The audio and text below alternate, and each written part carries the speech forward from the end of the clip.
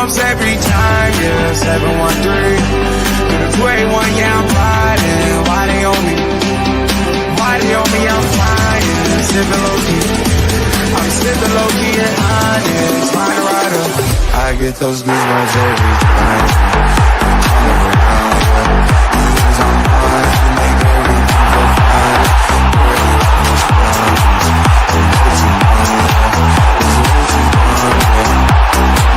I get those goosebumps every time. I need the Heimlich, throw that to the side. I get those goosebumps every time, yeah. When you're not around me, throw that to the side. I get those goosebumps every time. Up the mags. Yes, sir.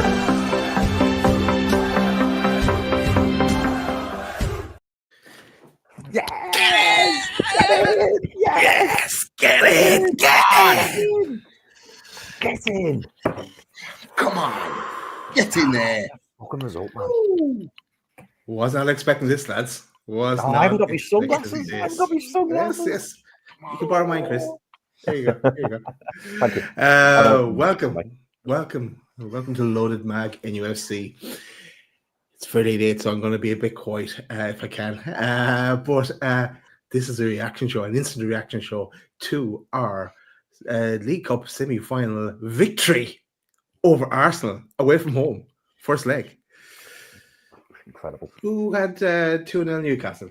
Not any of us, I don't think, had 2-0 Newcastle. No, we didn't. But let's go around the house and see how everyone is. Chris, how are you? All good, mate. Yeah, currently in London, not in Stamford Bridge for a change. I'm in Victoria, but yeah, currently in London. And it was weird because I was on the train on the way down, and as I was sitting there, like working away on my laptop, some fella walked towards me and he had a Newcastle fleece on, and I was like, "Oh, that's weird seeing a Newcastle fan with a fleece on." And then it dawned on me, and I was like, "Oh God, yeah, the game's at the Emirates." I don't know why. I knew obviously the game was on tonight, but I didn't link the fact that I was going to London and the game was on in London. And then I was like, "Oh yeah, that's why I've seen a Newcastle fan on the train." But yeah, I'm absolutely buzzing, mate. I cannot believe. I think in our heart of hearts, we were hoping, weren't we, to get some sort of result tonight and not, get absolutely spanked and then think, or even, just a draw, yes, just a draw at a tuck. I think Pete, when we were on the last show with Ben Jacobs, we said towards the end, didn't we? We both take 1-1. Obviously, we weren't sure on what the lineups would be, so we couldn't really commit. But we both said 1-1 all day. If we got a 1-1 result tonight, we'd happily take that. And to come away with that result, boys, I'll be honest, it feels like 1 foot very firmly at Wembley, very, very firmly, all barring a disaster. So, mate, I'm buzzing. I'm absolutely buzzing. But Pete, how are you, mate? Like Jonathan, I'm absolutely knackered. And I've done nothing tonight. But wow, what a performance from those boys! Like I feel like I'm on replay, just constantly saying the same thing. But I'm on cloud nine, boys. I am absolutely buzzing right now. What a performance from these boys. Absolutely stunning performance. I'm just buzzing, lads. Honestly, we're going to get into it, but I'm just so happy right now. What a performance. We know, of course, it's only half time. We know we've got to finish the job at St. James's Park. But hey, haven't we put ourselves in a great position to do so? Jesus Christ. Yeah. It's a brilliant position. The one thing I want to emphasize before I come to you, Daz, is that this ain't about Arsenal tonight. People on social media, if you're reading anything about Arsenal were bad, Arsenal were poor, this, that, and the other, whatever, just call it as it is. It's absolute bullshit, right? We made them look that way. This is down to Newcastle United. Sick of the top six being called, oh, they've had a bad day or a bad day at the office. No, we made Arsenal play the way they played tonight, and it's all about us. Brilliant performance. Loved it, mate. Loved it. Seven wins on the trot, boys. 7 wins on the trot. You're going to ask me how I am. I was nearly falling asleep before the game. I was wrecked, but I'm wide awake now again. What a performance! Yeah, I think lads, we would have taken a draw. We would have taken a 1-0 loss going back to St. James Park. But we're 2-0 up going back to St. James Park with Char and Botman back in. We're going to get into a bit of the game. I'll just check my notes. Yes, there are no notes. There's no notes tonight because we weren't thinking we were going to be on tonight. But smash those likes as well. I see someone. I guess Mark is reminding people in the chat to smash those likes, people. But let's get into a bit of the game. Just going to try and remember some of it now. But from my recollection of the first half, like we were playing well. We were setting up well against Arsenal. Here's the team actually first as well. So the change was that Willock came in instead of Bruno, and we knew the Char was out as well. But and Botman retained his spot, so he was able to play 2 games in a row. Dubravka playing for possibly his last game. There was a bit of waving going on there at the end. So what does that mean? I wonder, could we sell him and just loan him back for a couple?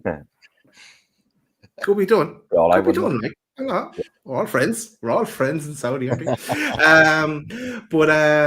Yeah, look, there was. I just spit out some things I remember. Like Arsenal did were unlucky at stages that they hit the post at one stage in that first half. There's a few scrambles as well, but we were hitting on the counter attack and doing what we do best, and we were all over them at times as well. But if there's one man that's going to get a goal, and someone will have to remind me how the score went in because I cannot remember now. But if there's one man that we wanted to score, it's this man, Alexander Isak, scoring in the first half, taking his total of goals for Newcastle to 50. I think that's what come up on the Newcastle Twitter anyway. So Isak on 50 goals for Newcastle took us to half time, 1-0 up. And we were absolutely delighted in our own chat, boys. But let me get some of your thoughts and some things that you remember from that first half. So, who wants to go first? Well, I'm not going to lie, boys. The one thing that I saw straight away is we engaged. We engaged that game. I tweeted out after the game, we came to play today. We came to play. And there was none of this. There's no excuses from the Arsenal players, Arsenal fans. It wasn't any sitting in, digging deep from minute one. No, we came and pressed them. We came and said, we're here to play today. Eddie Howe said it in his press conference, and boy, did he mean it, because we went right at Arsenal and caused them problems the other way. Yeah, of course. You're going to the Emirates. You're going to concede chances. You're going to concede opportunities. But the way we came out and pressed them to start with, and first couple of touches from Isak, I thought, yeah, he's on one tonight.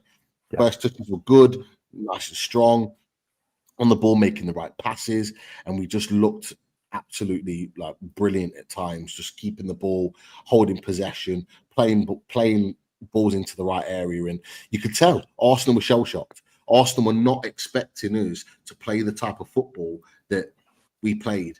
They expected, and this is the thing, they expected us to do what we've done for 15, 20 years, is go in and just sit back and just go, right, we're going to try and make it difficult for you. But no, we went at them. We went for the throat. And that was the most impressive thing about what I saw, certainly in the early knock-ins, the first 10, 15, 20 minutes of the game. That was the most impressive thing. So, yeah, brilliant to see from my perspective. But what about you, boys? What are your thoughts? I'm going to go to Chris for his thoughts next. But did any of you see the little thing where I think it was Dom tweeted out the Gunnosaurus to Isak going to Isak trying to get him to come to Arsenal? It was funny. Check that out. It was a nice little clip. But Chris, your thoughts on the first half? Yeah. Well, funny enough that there was a little bit of that I wanted to touch on, but I'll come to it in a minute. So, yeah, like you, Pete, you know, when I first saw Alexander Isak, I thought, yeah, he's bang up for this. Similar with Gordon as well. And obviously Joe Linton, you know, barging himself around the pitch. Tonali just pinging passes. Everything was going well. Lewis Hall, I've got to give Lewis Hall a mention. Like, you know, Lewis Hall looking so... We spoke about this on the last show, didn't we, Pete, about how assured defensively Lewis Hall looks. Anyone he comes up against, he's just like, no problem. And then you've got that attacking threat, lovely on the ball, little, you know, that connection he's built up with Anthony Gordon is just absolutely brilliant, and long may that continue. But yeah, I particularly enjoyed, I think it was around the first 12, 15 minutes because Alexander Isak kept getting put through, and Gabriel and Saliba kept trying to play an offside trap, and obviously they weren't communicating, and Isak was just having fun. And there was a moment, I think it was the second or third time that he got through, and he literally had the two of them like praying on him, and he just did a little dance and then just whipped round both of them, and it was just. And this is the point I want to make on Isak. Like, I don't know about you boys, but you know when Isak scored his goal and then it panned to the Arsenal fans, you could almost hear it or feel it that they were all looking at him going, "That's who we need. That's who we need." And you know what? I'm sorry, Dan, if you're watching, I'm very sorry, mate. He's not for sale. And don't even bother anybody. Nobody even bother coming to the table unless you've got 150 big ones. Don't even bother coming to the table because we will not entertain anything lower than that. It's just not going to happen. It's just not going to happen. He's absolutely brilliant. And any pundits coming out and going, Newcastle, they might struggle to keep hold of him, if Arsenal come in with 90 million. What a load of shit. What a load of shit. 63 million we paid for this lad, and he's worth at least double that. I'm saying more now. Is that the 8th game in a row he's scored in?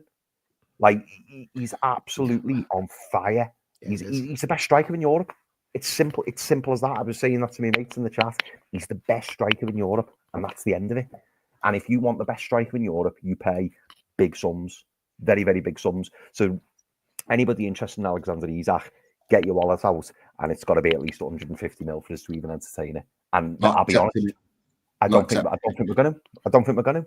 No, unsellable, mate. He's absolutely brilliant, and Arsenal fans seen it. Arsenal fans have been pining over him for the last few weeks, saying, "Oh, we could really do with Alexander Isak. He's in really good form." They have front row seats tonight, front row seats in their gaff, and he absolutely tore it up. Forget the goal for 1 minute. He finished the goal, and the goal that you could say there was a relative bit of fortune with it. He's still got to put the ball in the back of the net, but there was a relative bit of fortune. But I'm talking about what happened off that, outside of that goal. He just dominated. He made Gabriel and Saliba look bang average, and these are two of the best centre backs in the Premier League, and he made them look bang average. And how they resorted to try and hold him back as well as was literally hold him back with that lovely pass he played, and then Trossard dragging back his arm. Didn't even get a free kick for it. VAR couldn't intervene. Actually, they did get to use the new VAR, the talkie VAR. They didn't get to use that one. So they'll probably in the Liverpool Spurs game tomorrow. They'll use that. But that's all they could do to try and contain him. They just want a piece of him, but he's not for sale. Not for sale.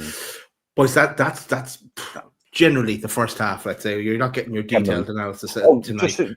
Just to add in as well, Peter Daz. Sorry, just to say, it was a game. It was a half of two halves. Like I thought, the first 15-20 minutes we looked reasonably comfortable.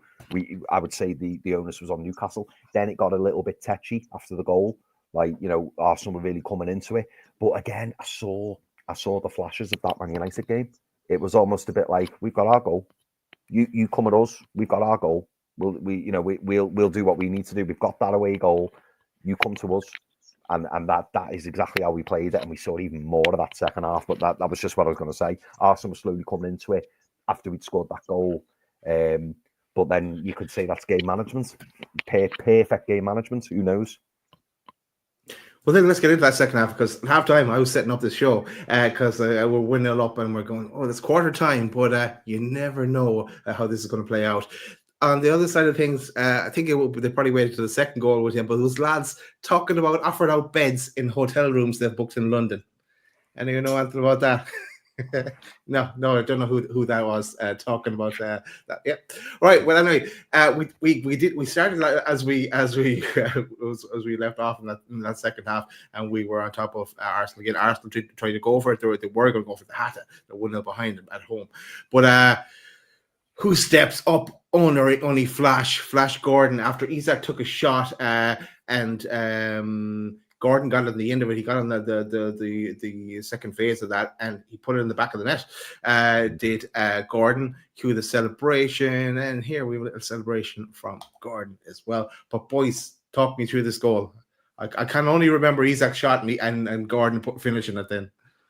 I mean, for me, I'm a bit like you, Daz. It was all a bit of a blur because when that second one went in, we're all voicing open and we're going, yes. But again, from what I remember, Alexander Isak just causing absolute chaos in that Arsenal back line. Gets a decent shot off. Like, in fact, maybe I'm underplaying it a bit. Gets a good shot off, and David Raya makes a good save. But it was weird because when David Raya makes the save and you saw the angle the ball was going to, obviously, I think it was Timber.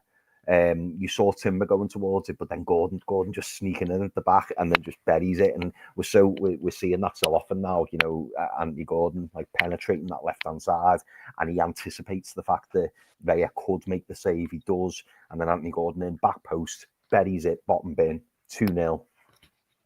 Bananas. Pete, your thoughts on Gordon's goal? Ooh, I was going wild when that ball went into the net, boys. I'm not gonna lie, but yeah, it was. We looked like we could cause them problems in that 4 or 5 minutes in the build up to that second goal, creating opportunities, little passages of play. Willock was starting to get on the ball and try and drive forward and add to the attack. Murphy was getting onto the ball a little bit more.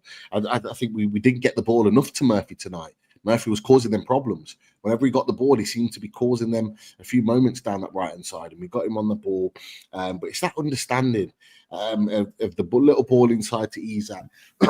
It's the little shift. He kind of looks like he's going to go in behind, and Gabriel and Saliba both back off because they're worried about him getting in behind, and then he darts forward, wants the ball to feet, and his touch. He did it 2 or 3 times in that second half where he does that little shift out, and then he comes in to receive the ball, and as he comes in to receive it, his first touch is like it's like he's got glue on his feet because it just sticks to him, and he's able to turn and just create that little moment of just shifting the ball and then picking that spot in the far corner.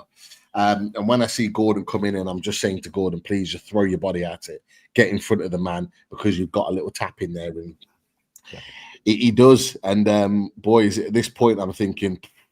Like at this point, I'm thinking we can do this. We can do this. We could potentially get a third and end the tie. We were in dreamland right now. Hey, get out of it! Yeah. Rubbish, man. Dubravka is staying for his second League Cup winners medal. He's the first one bears no importance, Dan, none whatsoever. But look, then as the game played out, we stuck at it. We did try to go for a third. Then a bit of tiredness started to kick in, and we switched to 5 at the back. So we went 5-4-1, and we brought on Kelly to do that. And we took off Isak and had Gordon up front because Isak was spent at that stage. But later on, as the match progressed, we brought on Miggy who went 5-5-0. And as someone said in the chat there, it turns out Eddie does have a plan B. But yeah, it was about containment and trying to make sure that we didn't concede that any goal, and we can take a 2-0 lead into St James's Park into the second leg with Schär and Bruno back at it as well. I'm getting a bit worried as well, though. I was like seeing Joe Linton and Gordon pick up a yellow card. I was like, I don't want them to see them getting a yellow card in the next round, in the next game, and then miss a potential final for us. So I know it's too early to say that yet. It is only halftime in this round, but overall, lads, came to 2-0. You have to be happy with that. Have to be happy with 2-0 after we were hoping for a draw, really. But final thoughts on the game. Go on, Chris.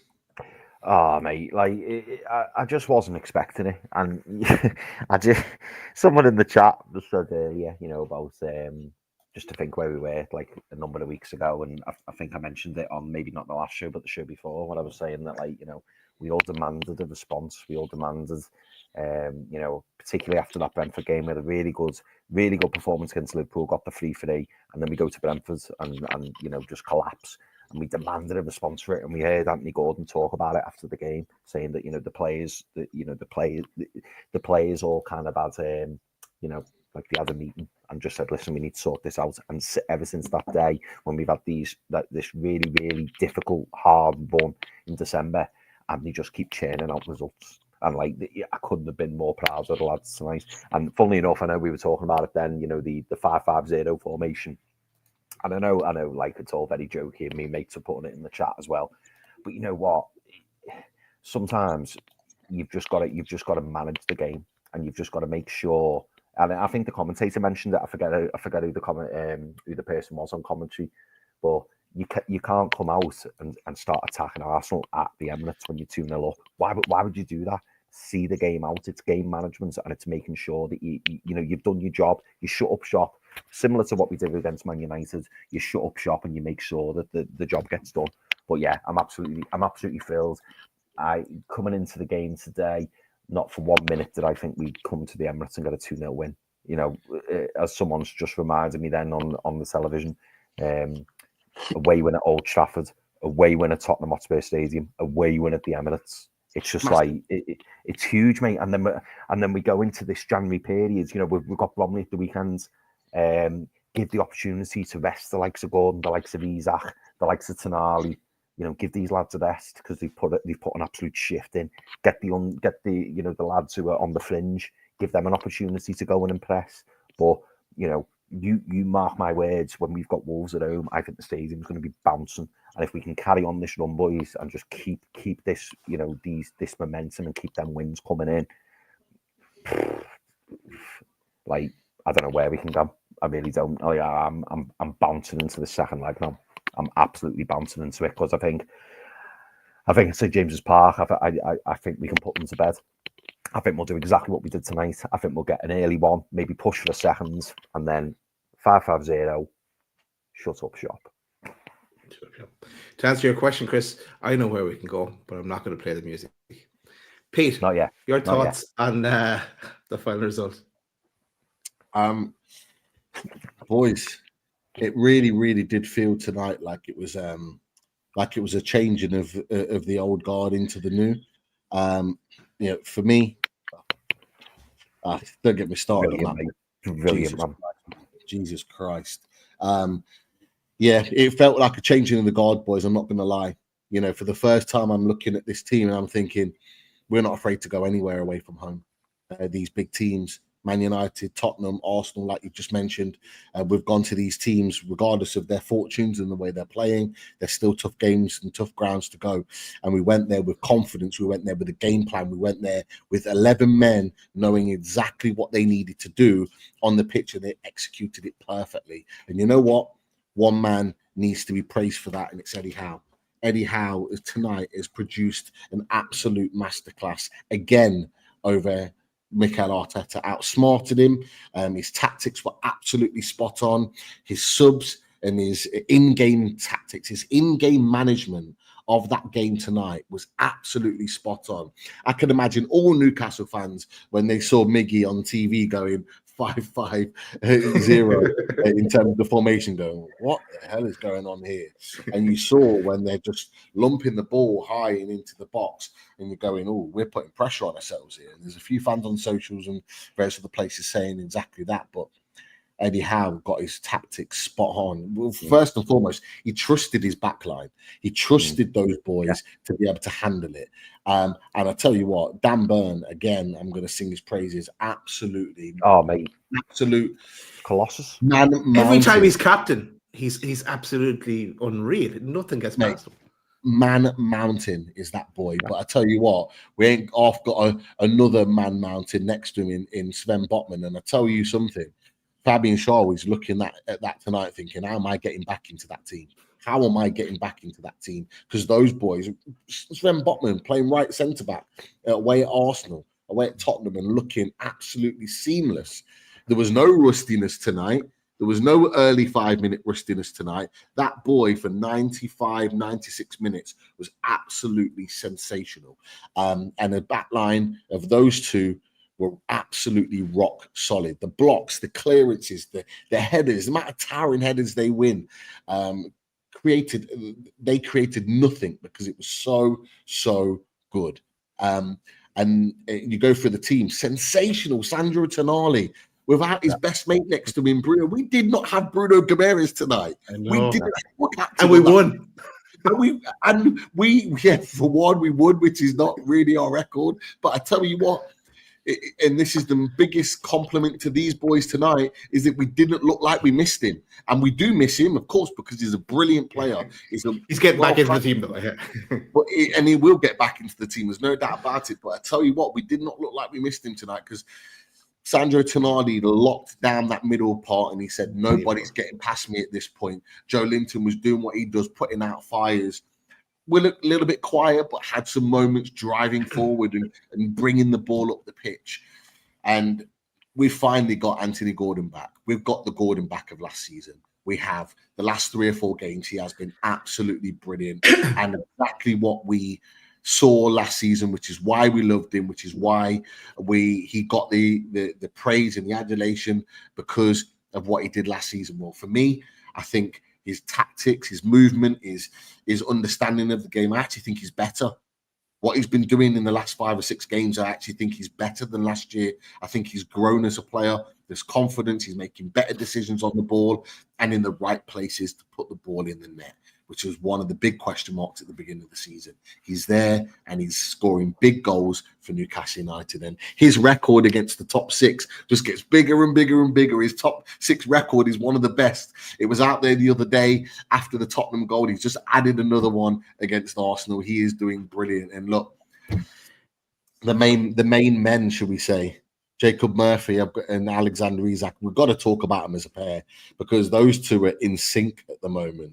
Forget Sutton and Shearer, forget Ferdinand and Shearer, forget Cole and Beardsley. We've got Isak and Murphy right now that are absolutely tearing things up, and they're in sync right now. And they're assist king. And he is. And, you know, it may have been tongue-in-cheek. It may have been serious talk. I don't know what it was. But there were some national journalists, not Newcastle-related, that were asking the question about Murphy in England. And, look... I saw AI images of that, all right? Yeah, I don't... to be fair, the question was asked in the press conference after the Tottenham game. It wasn't from a Newcastle journalist, but other journalists were asking about Murphy. I think if he continues to do that, I think March there'll definitely be a question there in terms of what Thomas Tuchel, and nobody would have expected that. But who knows? Who knows with the way he's playing at the moment? Because another assist, played really well, caused problems constantly throughout the game. And I love this covering of Tino Livramento. He did some really good covering work where he sat in and let Tino bomb forward in the second half, where he thought, you know what, Tino's going, I'm just going to sit in as right back here. He's just got that natural understanding now. He's really kind of galvanizing himself into this role of what he needs to play. But boys, I'm absolutely buzzing. It's an amazing result, only half time. But look, if we can play anywhere near what we played tonight, we win that second leg, and we'll be marching down Wembley way again, hoping for better fortunes this time. But what I will say, long way to go. Most important thing now, obviously the cup at the weekend, but these league games, we need to be continuing this good form, and not only looking to potentially get into a final, but we need to keep marching up that league and asking questions at Chelsea, Arsenal, Forest, and asking questions of those teams up there. That's it now, and this is what Eddie Howe will do. This is why he's such a good manager, because he'll change the mindset and go, right, back on the league. Go and get yourself a rest at the weekend. We'll play this for the fringe players. We'll try and get through that league. Get you ready for Wolves on Wednesday. Love it. Yeah, no, definitely. Definitely want to see the players getting a rest now. But all the talk in the chat and everywhere about Isak, this price, he's priceless. Priceless is the answer. So don't be even getting involved in conversations around 150 million, 200 million. Forget it. Priceless.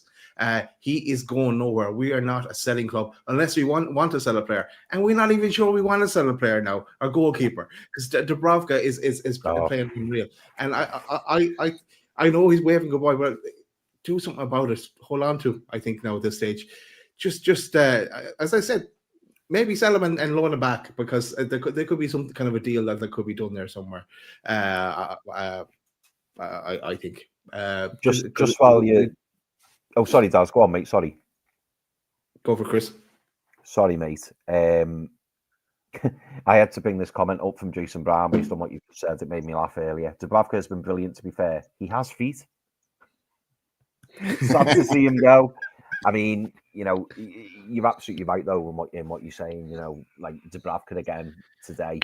You know, when needed, when called upon, absolutely brilliant. And you know what, boys? I need to check the stats. But going back to what I was saying earlier, you know, about that 5-5-0, all my mates messaging me going, "Oh, you're getting battered. You're getting battered. Look how lucky you are." And I said to them, "Well, how many saves has Martin Dubravka had to make? Because I'm struggling to remember any." I said, "Our defense is Blocks. protecting Martin Dubravka, as well as the midfield, obviously. But I said they can't get through." I said, and he's going, "Yeah, but the battering, yeah, we'll batter you." This was coming from a Liverpool fan. "We'll batter you." I said, "We're inviting the pressure, mate." I said, "The job's done. Job's done. We're 2-0 up. Job's done." I said, "Why force it? Why try and attack?" And it irritated him because he was hoping and praying. The Liverpool fans don't want to play Newcastle in the final because let's be honest, it looks like Liverpool should get past Tottenham. They don't want it. They don't want to play us in the final. We give them a bloody good game before Christmas, and look at the run of form we're on, boys. They do not want to play Newcastle United. I think they were all secretly hoping for Arsenal today, and they all thought that Arsenal were going to win. And the fact that we've gone and turned up and done that, and Alexander Isak's put another ball in the onion bag, they do not like it. They don't like it. I'm buzzing. Just thinking back to something I said on the Spurs reaction show, how the excellent December that Eddie Howe had and the players, and then we said, you know how you get rewarded with that? You get extra homework for January. But Eddie, it looks like February I'm going to have to put you on another level. You're on the advanced level when we get to February, because you were killing it for January as well. So a long way that continue with those games are cramped together. So as we said, a bit of rest for the FA Cup game, play the fringe players, then back at it for the Premier League games, which come thick and fast. Boys, should we get some comments and questions from the chat? Yeah, do you know what? Really good time in that, actually, mate, because I wanted to also flag Antunami, which I flashed up earlier, and has been a member for 23 months. Thank you very much, Anne. Really appreciate that. Great results, great game away, the lads. Couldn't agree more, Anne. And also, I wanted to add in, Anne has gifted not one, not one, two, but 3 loaded memberships. So, Anne, thank you so much. Really, really kind. And if I'm not mistaken, it could be Anne that's purchased something in our loaded shop as well. So in the merch in the shop. So, and I think I would guess it is. But thank you, Anne, as well. And that's on its way out to you as well. Yeah, that's cool. Brilliant. Love having the support from everyone. And yeah, the loaded shop is available. Available online, and there is, get yourself on there if you're looking for any bargains. Have we still got the 20% offer on? I believe we have. Forget that picture, Chris. 20% off. There you go. It's fresh. 20% off. Yeah. Sorry, mate. Sorry, but no. Yeah, 20% off. So yeah, if you are interested in that, please do have a look on the website. But yeah, in terms of questions, in fact, actually, I want to say big shout out to Adam McCarthy. He's 1 month away from 3 years as a loaded ultra. Wow. Top man, mate. Top man. Nice one, Adam. So great stuff. Right. I know we keep going here, boys, but I feel like we have to. Tom Dixon says we need a replacement for Dubravka. Will we get one? If he goes, do you know what? Yeah. Pete, I'm bringing up something that you said in our WhatsApp chat earlier. That I listened to your message, and for anyone who hasn't seen the Ben Jacobs episode yesterday, make sure you watch it. Really, really insightful, really interesting, great show. And what Pete mentions, which is what Ben Jacobs had mentioned yesterday, was that Ben seemed to suggest that Newcastle, he would fancy Newcastle to maybe look at bringing in a striker in this January transfer window. But to answer that question, Pete, do you think if and when, maybe not if, more when, Martin Dubravka leaves the club, do you think Newcastle will bring in a goalkeeper to replace him? We have to. Otherwise, we cannot let him go. It's as simple as that. If Newcastle United and the rumours are true, Ben Jacobs, as you mentioned, Ben, he kind of gave us that bit of an exclusive last night on the transfer show, and he's obviously brought it out today. If that is true, and it is his last game today, couple of things. First of all, his redemption arc is complete. He has proven his worth. He's come back in and been absolutely sensational. And regardless of what anybody thought about him before, he'll go with our blessings and our thanks, because he's been absolutely brilliant. Absolutely. Look, I'll take it all back, because he has been absolutely brilliant. And if he goes now, fair play to him. And it's a really nice way to go out. Whether the videos are all going out. Pete Graves just put a video out from the game tonight, and he looks like he's in tears. Bless him. It looks like it is potentially his last game at the club, and he was the last one there on his own, sort of soaking it all in. All the players had left, and he was there, kind of clapping the fans. That's the perfect way for him to go out with the years of service that he's given to Newcastle United. However, back to your question, Chris. If he was to leave, there is no way we cannot not bring in a goalkeeper. We have to. It is absolutely a necessity, because what we've now established is a goalkeeper that is very, very astute and confident and comfortable on the ball, makes our team better. It is clear. 100%. And with all due respect to Nick Pope, who's a superb shot stopper, he will never get any better than what he is on the ball, and he's not great, let's be honest. And so therefore, it's something that at this point in his career cannot be coached. So for me, at this point right now, we have to get a goalkeeper that can continue this way of playing. It's as simple as that. James Trafford is the obvious one that's been linked. Obviously, Keller at Liverpool, but as Ben Jacobs said, looks more like the summer, which I think for us, I'm not prepared to wait for the summer. If Dubravka's leaving, we need a goalkeeper in now. So Newcastle United have got big decisions to make, and quickly as well, because I'm not comfortable with going into the Wolves game with Pope's fitness up in the air and only really having Vlachodimos available as really your main goalkeeper. I'm not comfortable with that. It's too much of a gamble. It is, and Wolves is a massive game, lads. Wolves is a massive game. We need to. We've had a superb performance, result, tactics, all the rest of it tonight. It's gone perfectly, but we need to still win matches in the Premier League, and we need the best team out there possible to do that. Wolves, Wolves are up and down at the moment. You don't know what Wolves to expect, and we need to make sure that we know what we're going to do, what we expect to do. That's the key. But yeah, hopefully. We get to do that. But I'm just going to throw this up now. Tyson is back. The January fund. He did say he promised in the chat that he would do it. Man of his word. Massive respect to you for doing that, Tyson. Great job, Legend. We really appreciate it as a channel. And look, we haven't done it. We've got nearly 400 in the chat watching live right now. Everyone go click that like. Let's get up to 300 likes tonight. Let's go do it. No, Pete. No. 400, Pete. 400. We go 400 people. Daz has spoken. Daz is the likes guy. Listen to him or you're in trouble.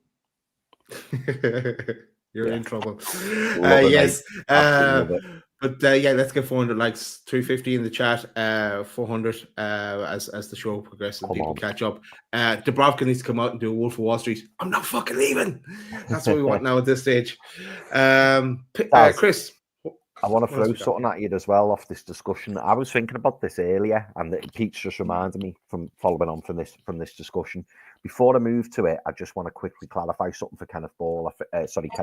I think I did clarify this earlier, Kenneth, but if you missed it in the chat, mate. So when we spoke to Ben Jacobs yesterday, he said that the 8 million figure is true. He said, but I believe it was $8 million. Which who was it, Pete? Who clarified it for us? Was it Foxy? Foxy, on the ball. Foxy on the ball, and Foxy said, as of yesterday, don't know what it is today, but as of yesterday, it was 6.4 million. It's 12 million now. I hope so, mate. I hope so. But yeah, so just to answer that question, kind of that was that. But what I wanted to ask you boys, and as I say, this occurred to me today. I'll start with you, Daz. Now, let's say Martin Dubravka leaves, as expected, right? And we're talking about a replacement, and we know James Trafford's name's been mentioned, right? Now, some people are saying, a loan You know, the Burnley loan James Trafford to us, and without being funny, Burnley, you know, are in the Championship. I'm sure striving to get out of the Championship and get you know, back into the Premiership. Right, number one goalkeeper. I just checked it to make sure I wasn't talking a load of rubbish. Currently number one goalkeeper at Burnley. Why on earth would Burnley sell us their number one goalkeeper or loan us their number one goalkeeper? And it just got me thinking. Do you think there's someone else in mind to replace Martin Dubravka? I know Kelleher's name's been mentioned, and again, Ben Jacobs kind of quashed that a little bit yesterday, which is understandable in terms of why would Liverpool weaken themselves? Because if Alisson gets injured, which he has already this season, why would they risk, you know, their title run, which is nearly their Champions League run, Carabao Cup, etc.? Why would they risk that by getting rid of their recognised number two? So the question I have for you, Daz, is do you think there's a possibility that there is another goalkeeper out there that we've had our eye on, we were going to maybe go for in the summer, and we're going to press that button because we're getting a few quid for Martin Dubravka? What do you think? Yeah, completely. And that goes for across the board, because we don't know. This is our first window with Paul Mitchell. He hasn't made a signing yet, apart from the brilliant signing of James Bunce, who Pete highlighted has done wonders for us behind the scenes. But we haven't seen the color of his money yet and what he plans to do. So that could well be the case, and it would be a new era of Newcastle transfers and links that it's when players we've never talked about, if that's the case. And but I do agree with, if Dubravka goes, we have to be bringing in another keeper, because it just doesn't make any sense. I know financially, PSR and age, but the run he's on, and Pope not being 100% yet, and even if he was 100%, Dubravka should be playing ahead of him at this moment in time. Yeah, totally. Pete, before I come to you on this question, mate, I've got to bring this up. Another super chat, and it's from Kenneth Bell. Kenneth's still watching, and he's appreciating that we've answered that question. Thank you so much, Kenneth. So Kenneth says, "I love the show, lads. Gets me through a night shift on the run. I'm not at work now. Pope, not the same since the injury. Totally agree, mate. Get in, lads. Thanks for clearing that up, boys. Fucking have it." Love it, Kenneth. Love it, mate. Love it. Thank you. Brilliant stuff. Go on, Pete. So, in terms of, you know, Dubravka, when he leaves, what do you make on that theory, mate, over James Trafford? And you know, his name is the one that's on everyone's lips, but then you do have to look at it from a Burnley perspective, don't you? And think, why on earth would they sell the number one keeper? Do you think there's a possibility there is someone out there, Pete? Yeah. Look, I think this setup, Paul Mitchell, Eddie Howe, I think they'll be looking at multiple players. And you know, Chevrolet at Lille, for example, it will be another one. There may be another one that we're not talking about and not even spoken about. But I do think, you know, we do have a knack of continuing our search for players. We're looking at Tyler Dibling, for example, from 2 years ago. We're still looking at him now. I do think Trafford is one that could be done. I think Ben Jacobs touched on it last night. Really, you know, he seems to think there's a deal there to be done, regardless of the fact that they're fighting at the top of the table. And I was thinking about this today, actually. You know, is it out the realms of possibility that you could get Trafford on maybe a loan with an obligation to buy, and send them Vlachodimos on loan? Greek goalkeeper, international. Yeah. He did a job in the Championship.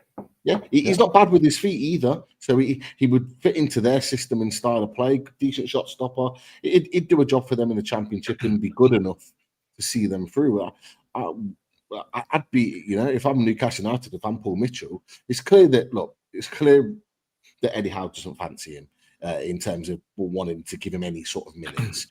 So why not? Why not offer that opportunity? Even if we paid a chunk of the wages to send him off there, we get Trafford in replacement, and we can and we can, I think both teams are happy.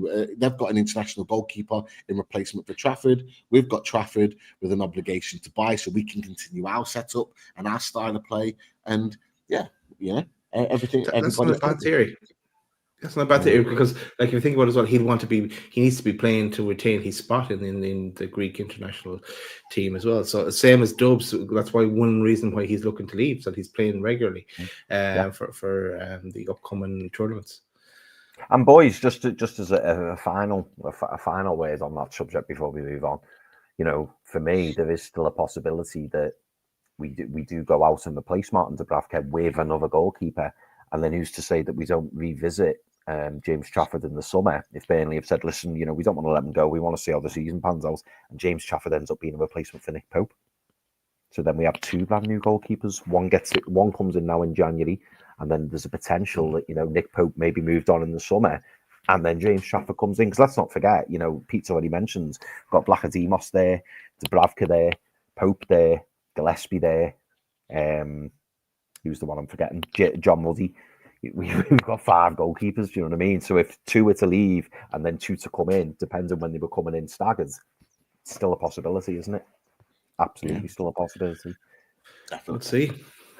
Right, and so a couple of comments I want to touch on here really quickly. Mike Gent, first home defeat in 10 months for Arsenal. That's a start.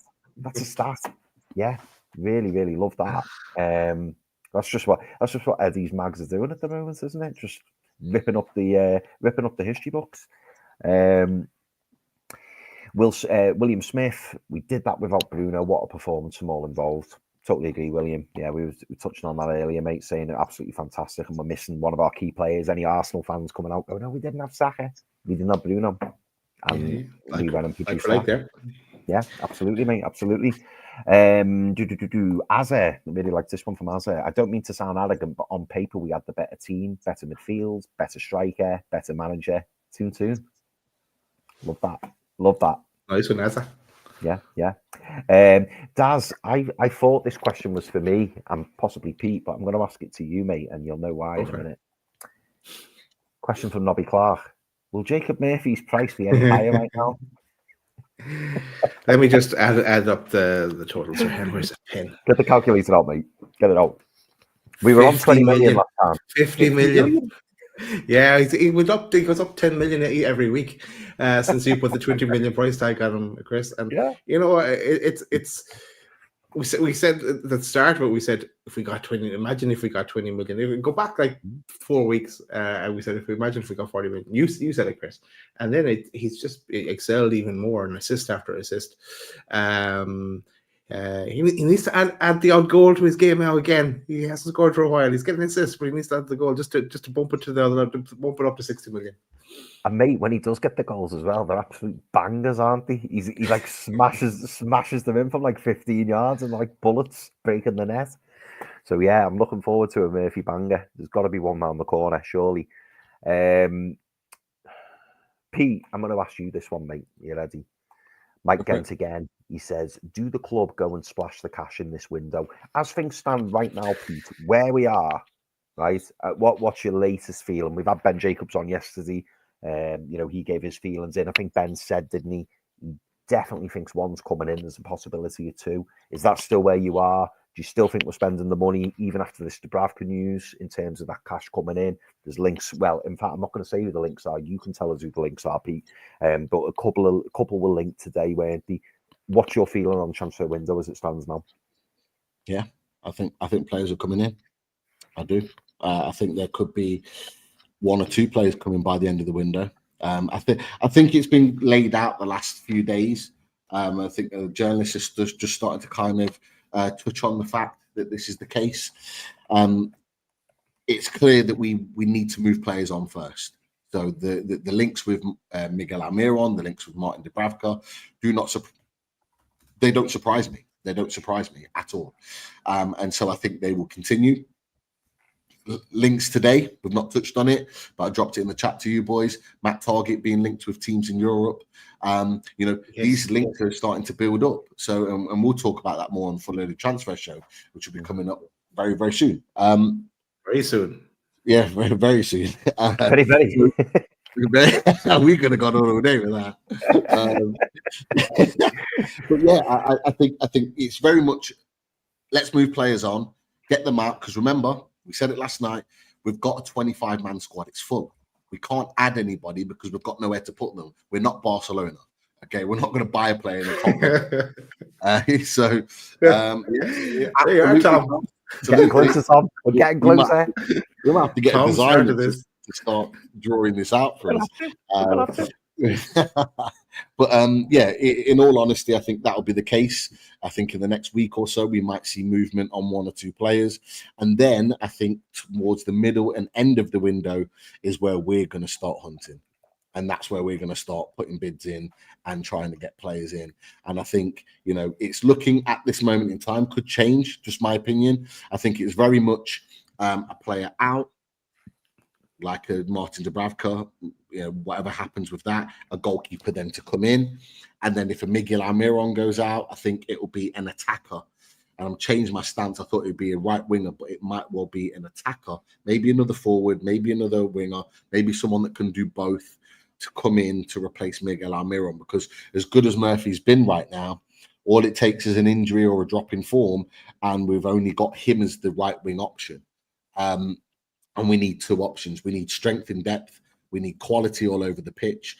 And if there is a drop in form later on in the season with Murphy, we want to make sure we've got this other guy who we're potentially going to sign to come in and be ready to step up.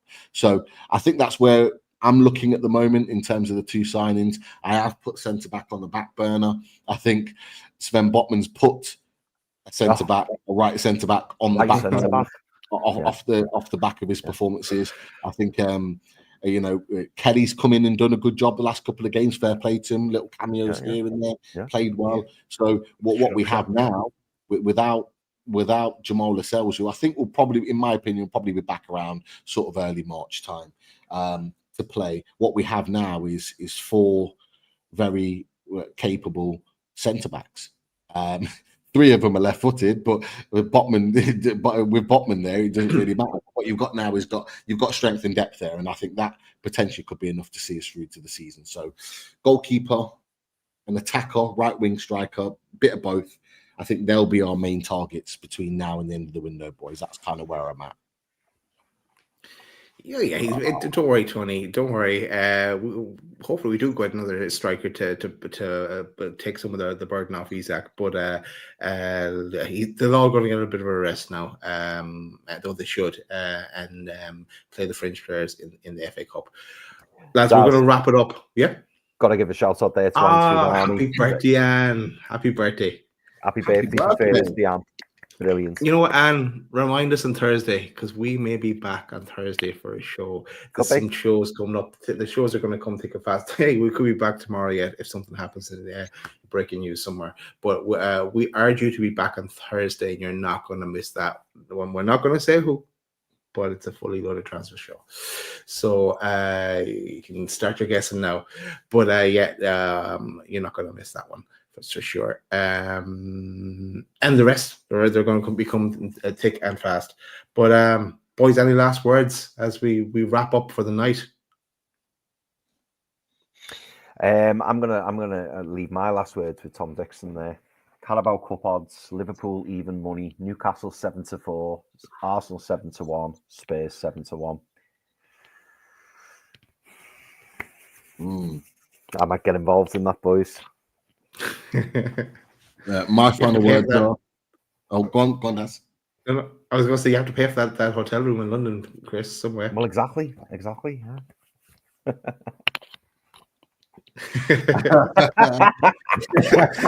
Live stream from that one, I think. For me, lads, and for everyone in the chat, let the good times roll. 7 in a row, boys. Let's just keep this going. Bromley, you have no idea what you've got in store for you on Sunday. Premier League Wednesday next week. We need to turn over Wolves to continue. We're coming for you. We need this. It's been brilliant, boys. Loving every single minute of this. Let the good times roll. Come on, get in. Let the good times roll. Here, let's put on a bit of priceless. Good night, everyone.